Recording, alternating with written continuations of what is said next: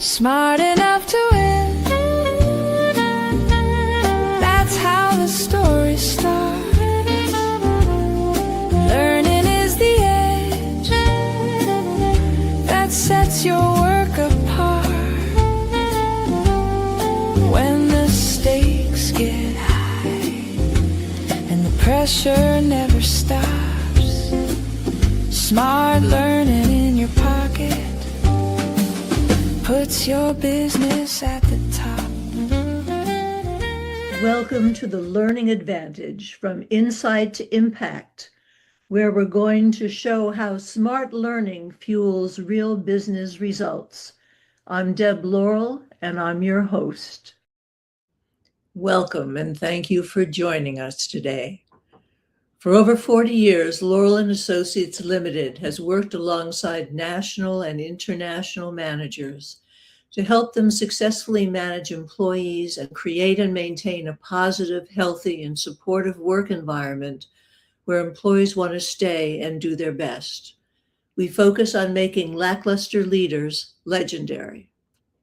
The purpose of the Learning Advantage, from Insight to Impact, is to discuss how smart learning fuels real business results. In each episode, we strive to deliver actionable strategies, evidence-based design tips, and real-world case studies that show how learning strengthens organizational health, advances sustainability, and drives profitability. And for that reason, I'm delighted to introduce our guest for today, Laura Lingner. Laura is an operations strategist, performance consultant, and a founder of Catalyst Forensic Operations. She often describes herself as a business therapist because she helps leaders look beyond the surface symptoms of a problem to uncover the communication gaps, behavioral patterns, and operational breakdowns underneath it.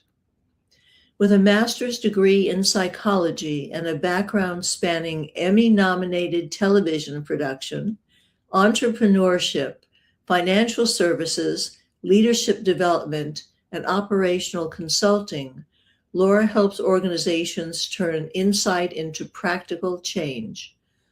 Her work is especially valuable to founder-led and family-owned businesses navigating generational transitions, where the successful transfer of knowledge, trust, leadership, and decision-making is just as important as the transfer of ownership and assets.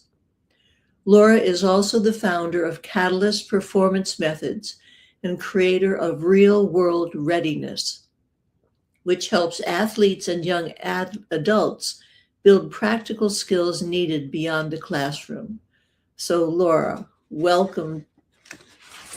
Thank you. It's a pleasure to be here. I thank you for having me on the show, and I am so excited to be here and hear and answer your questions. So, yeah. All right, then we'll get right into them. Okay. When you think about learning as a competitive advantage, what does that mean in the context of your organization or your work? Oh, that's such a good question. Learning becomes a competitive advantage when it changes how people think, decide, and act. And mind you, these are my opinions only. So it's however people want to embrace it as well. So competitive learning, the competitive advantage, it's not just gathering information. It's being willing to question inherited assumptions, recognize what is changing, and adapt before circumstances forces you to do and take action. One of the biggest lessons for me was when I started writing my own book and realizing that people and organizations often operate by rules that they never really chose. It was more about hearsay. So the advantage comes from making those assumptions visible and asking, is this still true? Is this still working? Is this even the definition of success that they think is the definition? Not me, not society, but them. Organizations can examine what they believe, test it against, and adjust quickly, better positioned to move forward if they are just asking the right questions. Oh, that's wonderful. And you have a book? I have a draft. I'm not ready to take the leap and publish it yet, but it's there. And I honestly want to use it for my doctorate because I'm so close to that. And why don't I just use it as part of that thesis that I have to write?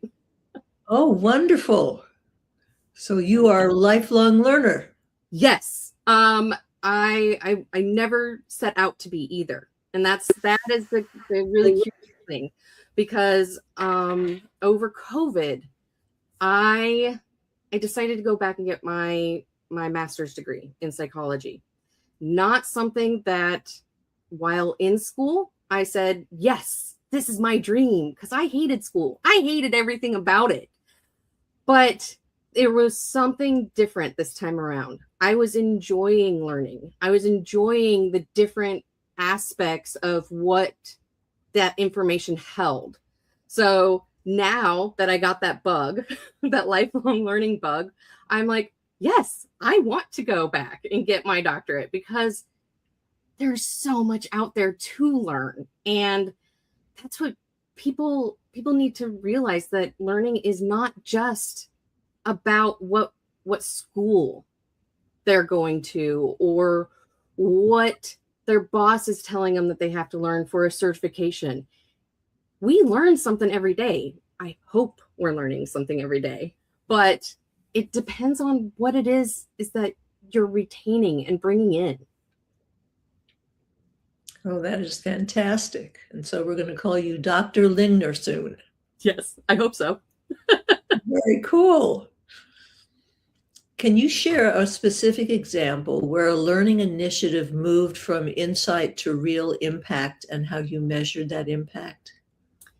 I have several of those examples, because I measure things so much differently than most people. And I say that because I look at it more in the way that they're responding, not necessarily to how society or work ROIs are saying we need to measure to this metric. I look at it as, are we communicating better? Are the decisions coming more frequently and with less chaos? Are there less mistakes and reworks? Are people using the system that we're putting in place, instead of are we forcing people to do things? I guess ultimately I saw this first in the educational work that I do with younger adults, because of my youth development aspects and mental performance. Sorry, tongue-tied. It's the traditional financial models that don't always reflect how young adults are thinking and approaching problems, that really made me investigate how businesses are also approaching the problems and things that are helping, making them struggle, honestly. So there wasn't that much difference between the young adults who are just entering the field and the seasoned veterans of ownership were making the same exact mistakes. And so that's when I was like, all right, we need to bring it back and start from the basics, because people aren't learning the basics that they needed for success in business or in their financial dream, because everybody has a different dream. But we weren't supporting people to make the decisions properly. And I think that's where I started shifting the mindset a little bit with everybody and saying, let's measure for the real you, not the one that we put out there on social media that we want everybody to think that's how you are, but what is it that makes you move? Do you ever find that leaders sometimes assume that learning is failed if they don't get that result that they're looking for automatically? Oh, sure. Sure. So you mentioned that you have some examples. Oh, sorry. I was going really broad with that. The specific examples are more with the educational work. The kids weren't getting what they wanted, and I don't know. I guess my examples are not as hard hitting as I wanted them to be, just because I want to keep them a little more anonymous. Oh, that's fine. That's fine. I guess, can I bring it down a little bit? Yeah. Specific examples would be behavior changes, decisions improve, mistakes and rework decrease, turnaround times improves, and people can continue using the system without intervention by leadership teams. So that would be how I would measure it. And those are kind of like the common denominators throughout everybody that I work with. Yeah. Okay, so return on expectations. Yeah. That's a better way to say it than I did. But you gave the examples, so there we go. What do you see as the biggest barrier preventing organizations from fully embracing lifelong learning, and how do you think we can overcome it? Oh, I think that would be one of the biggest barriers, I think, is defensiveness. We all get extremely defensive when we don't know something, or people are asking questions. The questions where they might not know the answer, or it seems accusatory. So that defensiveness keeps popping up, and it's that barrier and the walls that we build. So learning, I feel like, also requires us to admit that something we believe or built is relied on isn't working anymore. That can feel threatening because people also connect their identity to the experience, authority, or past successes that they've had. So example, if you had somebody who climbed the corporate ladder really fast and then all of a sudden was laid off. Let's put Verizon and Target and even GM in that. Was it GM recently? I don't know. Put those big corporations into your mind real quick. And those people who were there and climbed that ladder so fast, who were just laid off, where is their mindset now? Is it going and finding another job, or is it, no, that is who I am. I am that person who got things done, and I had that title. And these are the things that I think create that barrier for people not to be able to grow and learn how the workforce or corporations or jobs in general have changed. And so we get in a rut. And so by overcoming everything and knowing that you have to learn, you still have to learn what is out there and how things are being done, how hiring process is, because we know there's a lot of AI that is taking over the hiring process now. And keywords. That's another thing that, people don't understand sometimes when they've been in a certain job for so long, that they have to have the keywords in their resume to be able to keep going or to find that next job. So when we bring the barriers down, that is when we know that there is learning that has taken place, and that people are actually in a safe place where they can be a little bit vulnerable to learn what is necessary to grow and thrive. All right. So that's preventing individuals from embracing lifelong learning too, that defensiveness. Absolutely. It's a killer, because I think even if we took a bigger step back, not just in leadership in the corporate world and everything else, that defensiveness comes in with our personal relationships too. Sometimes it's just a question. There's no intent behind it. It is just out of curiosity that we ask some of the questions. We don't know why people might get defensive about it, because they're carrying their own baggage. But leaders need to understand that baggage sometimes comes into the workplace too, and we got to navigate it.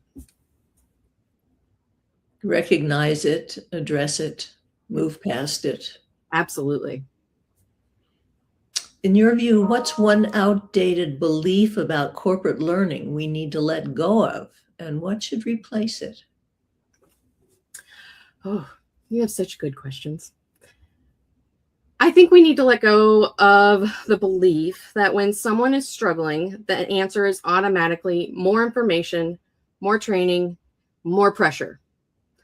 We are often too quick to treat the person as the problem instead of examining the framework, the process, the expectations, the environmental aspects around them, and just all the different aspects that are taking place that is causing that person to act the way that they are. Someone may appear resistant to behavior conflicts with the organization, but in reality, that organization might be rewarding that behavior conflict instead of actually saying we need to take a step back and look at the bigger issues.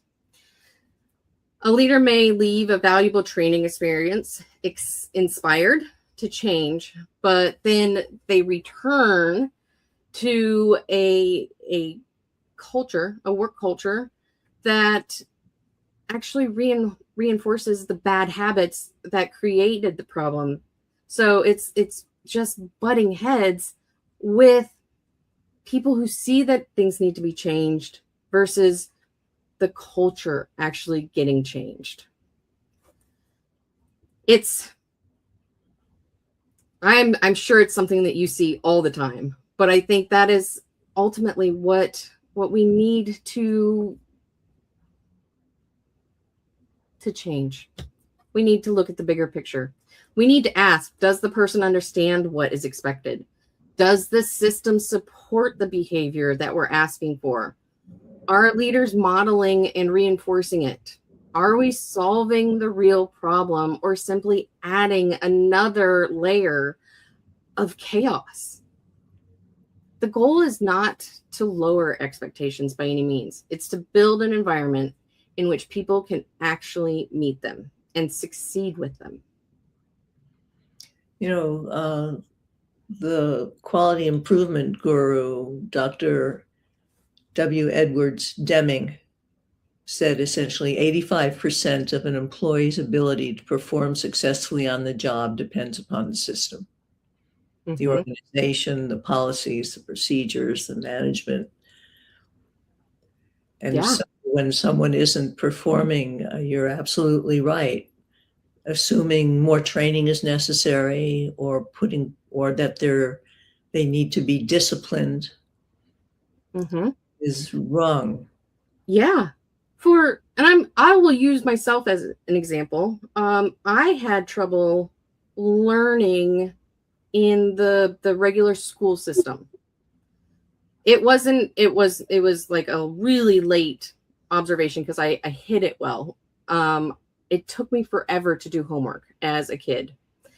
And it wasn't until I got my psychology degree when I started to really understand what it was that was happening. It's that I was learning different. I retained information differently.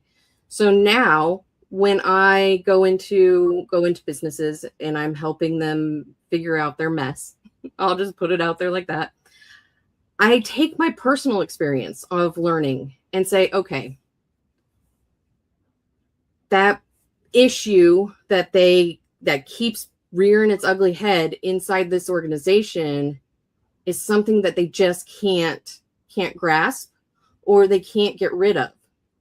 So I use the same example of me in high school and how all of a sudden I was failing standardized testing and nobody could figure out why.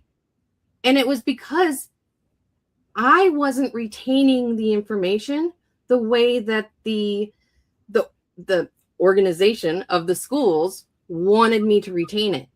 I was getting A's and B's in school, standard. So I was passing those tests, but I wasn't able to get through the standardized testing. So that cued me in to say to the people, how do you learn? Do you learn by visual? Do you learn by song? Do you learn by dance? Do you learn by just reading it yourself? Or do we need pictures? Like, do we need to do a picture and words with it? And that is how I get people to open up, and they say, I actually learned how to do the system now. I get it, because we're breaking things down to make it so that they understand what it is that we're ultimately trying to do, because not every single system is the same, and not every single system is applied the same to each individual. Amen to that. How are you leveraging data, technology, or new learning methods to create more personalized and effective learning experiences? Secretly, I use a lot of AI, but I use it more on the side to bring all the fragmented information that I'm getting together, and to then analyze all of the data to figure out where that constant is, to help figure out another layer of that, of where we can succeed. So while, yes, there's a lot of AI conversations out there, I think AI with human in the loop can definitely help people like me, consultants like me, figure out where that through line is, and to really help them thrive. So AI is a big one, of the technology side that I'm using, and data. The data isn't just numbers. The data comes from interacting with the humans themselves, and with their personal stories and their recollections of how the business has either evolved, where it struggled, or anything else. Because after you get each of those little nuggets, and then you go back through to figure out, oh, they're all saying the same exact thing in different words. That's where I get AI to analyze that data for me, just because I'm like, I'm going to have 4 heads by the time I get through all of it. And then I'd need a whole team. And right now, I don't need a team anymore, which is great, but I can then say this team can each do these different things better. Yeah, AI is a real time saver, and it's some ability to summarize huge amounts of data, analyze it. Yeah. Very useful. Which AI tool do you use? I use 3 of them. So my main 3 are ChatGPT, Claude, and Copilot. So between those 3, and all the data that I get from my clients, then that is where I'm able to turn it around. Because sometimes I will make sure that they are checking each other's work to make so that I'm not overlooking something, because each model approaches things a little bit differently, just like each individual human approaches things differently. No, it's wise. That's wise. Yeah. If you could give one piece of advice to leaders who want to build a true culture of continuous learning, what would it be? To stay curious. And I say that with a smirk, and it's not meant like that by any means. It's because curiosity is what keeps the businesses moving. Curiosity should not be the thing that creates scarcity and fear among the employees. If you keep things curious, or keep your employees curious, that means that they are going to come to you with ideas, and maybe those ideas are going to catapult your company into that next phase. So while curiosity may have killed the cat, it's not going to kill the corporation or the leaders. So I say, stay curious. I think that's marvelous. And we know that if the leader models curiosity, then we're going to have some good psychological safety for the organization, because people are going to feel that they can also be curious and make mistakes, try new things out. Yeah. And that's, you know what, that is one of the things that I tell people, like, make mistakes in a safe place. Don't, like, if it's a group work type of situation, make the mistakes together and solve those mistakes together, because then you're both sides are going to be learning something. Because if you make the mistakes in the beginning together, that just showed you how to solve that problem when the other employees start getting into that process. So it's a cause and effect, and it just helps people learn more. What's one book, resource, or learning experience that has had a lasting impact on you personally? I'm going to be a little selfish on this one. I'm going to say my own book. And it was a tough assessment, where I was able to step back and honestly see a lot of the things where I have made mistakes myself, and think back, I think I would have done that a little bit differently had I had the knowledge I have now, or if I was able to have a mentor or somebody that would have taught me some of these things before I made those mistakes, that would have been even better. So it's not, yes, it's a little self-indulgent, but it was my book. It taught me that lived experiences don't automatically become wisdom, and you have to stop, recognize the pattern, and decide how to move yourself forward. It also taught me how easily a system can misread a person when it only knows how to recognize one path or a set of keywords. So my experience in psychology, television production, financial education, leadership, operations wasn't a collection of unrelated experiences. And that's what writing the book showed me. It showed me that every little experience got me that much more knowledge to help others. Oh, that's wonderful. And I don't think that's self-indulgent at all. We're talking about curiosity. Yeah. And it has to begin with ourselves. Yeah, exactly. And people who are afraid to take that inner look, well, you know, I say, don't be afraid anymore. It's worth it, because once you're able to do that self-work, you're going to thrive. And that fear, nothing to be afraid of. I need to ask, do you have a title for your book? 10 years of no. Of NO or KNO? NO. 10 years of no. Yeah. It was quite the journey of, because right out of school, I, like my first undergrad, I started my first business.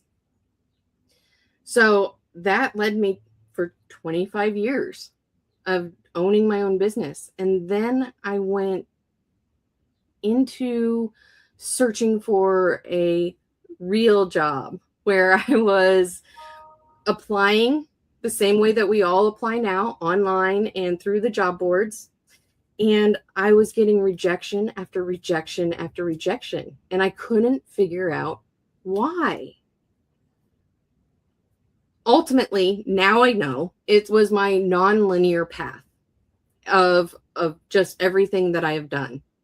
So the system can't always recognize how great people are when it's not the linear corporate ladder from you started here at that entry level job and you stayed within that ladder system, if you will, to stay with that title, to go to the top of where that title range is. I may have gotten bored. I may have just wanted to learn new things, but staying curious and just keeping at it was what I learned ultimately. Granted, I've learned a lot more, but yeah, 10 years of no is the working title right now. And that's where I learned a lot of different things about a lot of different industries. What do they say about no?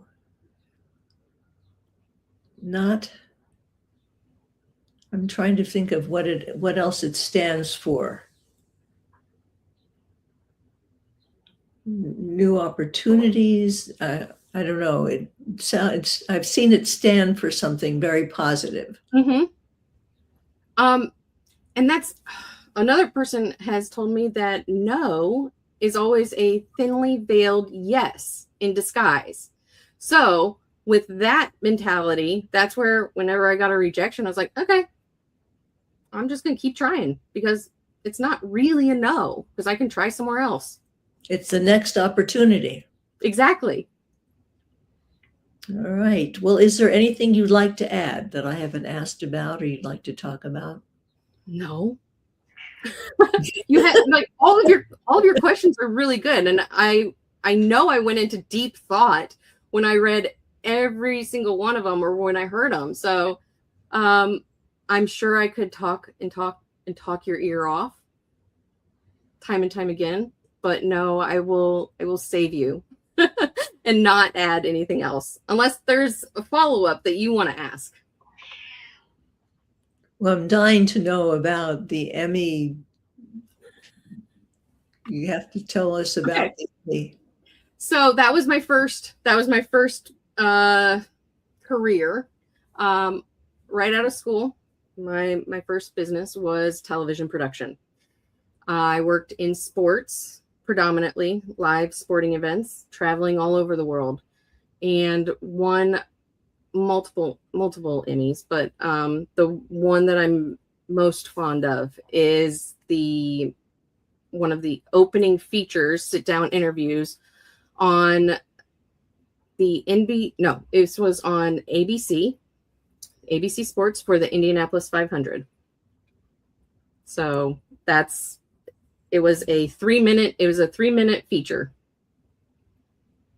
It took all 30 days to produce it, but got it right down to 3 minutes. Oh, that is fantastic. And you said of many Emmys. Yeah. There's a lot of them out there. I've been on a lot of different teams that have won a lot of awards.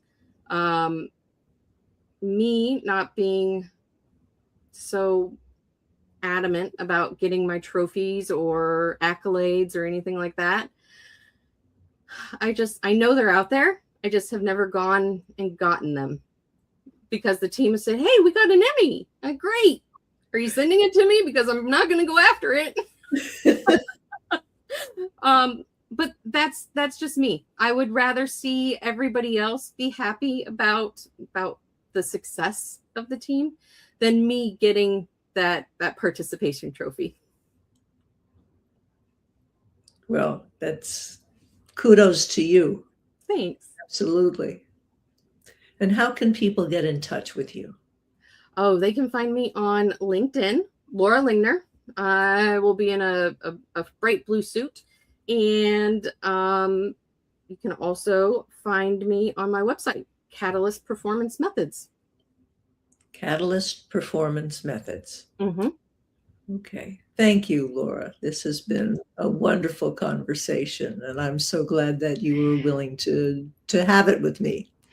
Absolutely. Thank you for having me. It's been a pleasure. And I want to thank our listeners for listening in and participating in our conversation. I hope that you learned as much as I did from this session.